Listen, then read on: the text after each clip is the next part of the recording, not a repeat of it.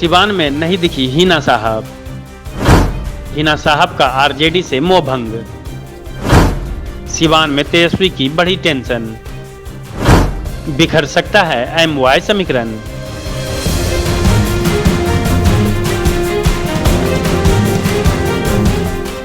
बिहार में सियासी हलचल के बाद तेजस्वी यादव का जन विश्वास यात्रा सुर्खियों में है। इस यात्रा में वह एनडीए के खिलाफ काफी आक्रामक नजर आ रहे हैं। हालांकि तेजस्वी यादव को इस यात्रा से चुनाव में कितना लाभ होगा यह तो समय बताएगा, लेकिन सिवान में उनकी जन विश्वास यात्रा में हिना साहब का शामिल नहीं होना चर्चा का विषय बना हुआ है। ऐसा कहा जा रहा है कि हिना साहब इस बार बड़े फैसले के मूड में हैं। आपको बता दें कि बिहार में तेजस्वी यादव की जन विश्वास यात्रा को एनडीए के लिए टेंशन बढ़ाने वाला माना जा रहा है। जिस तरह से विधानसभा सत्र के दौरान ही तेजस्वी यादव जनता से बात करने के लिए निकल गए, उससे राजनीतिक जगत भी हैरान रह गया है। इन सबके बीच लोगों की निगाहें तेजस्वी यादव के सिवान यात्रा पर थी। दरअसल जिस तरह से हिना साहब के आरजेडी से नाराज होने की चर्चे हैं, ऐसे में लोगों की निगाहें इस पर थी कि हिना साहब तेजस्वी यादव की यात्रा में शामिल होती है या नहीं। दरअसल उन्होंने न सिर्फ इस यात्रा से किनारा भी किया, बल्कि आगामी चुनावों को लेकर बड़ा संकेत भी दिया है, जिससे कि सिवान में तेजस्वी यादव का चुनावी समीकरण खराब हो सकता है। दरअसल हिना साहब का कहना है कि अभी यह तय नहीं हुआ है कि वे आरजेडी में हैं या फिर किसी अन्य दल की तरफ से चुनाव लड़ेंगी। यानी कि हिना साहब किस पार्टी के साथ सिवान से चुनाव लड़ती नजर आएंगी, इस पर अभी कुछ भी कहना जल्दबाजी होगा।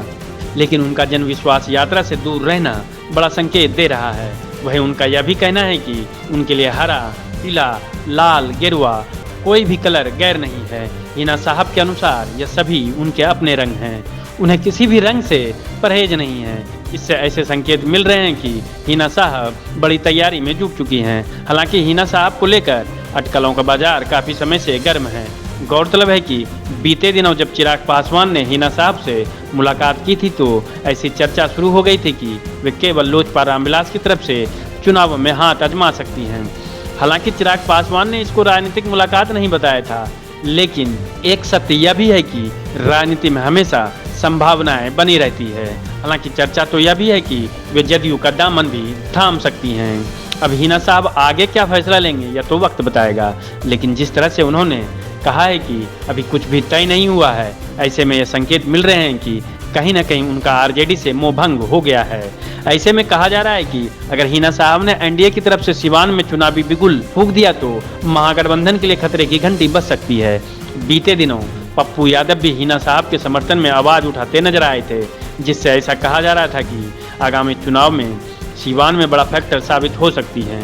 ऐसे में अगर हिना साहब महागठबंधन से दूर रहती हैं तो सिवान में तेजस्वी यादव का एमवाय समीकरण बिखरता नजर आ सकता है। हालांकि तेजस्वी यादव तो अब अपनी पार्टी को एमवाय के साथ साथ बाप की भी पार्टी बता रहे हैं। उनका कहना है कि अब आरजेडी ए टू जेड की पार्टी है।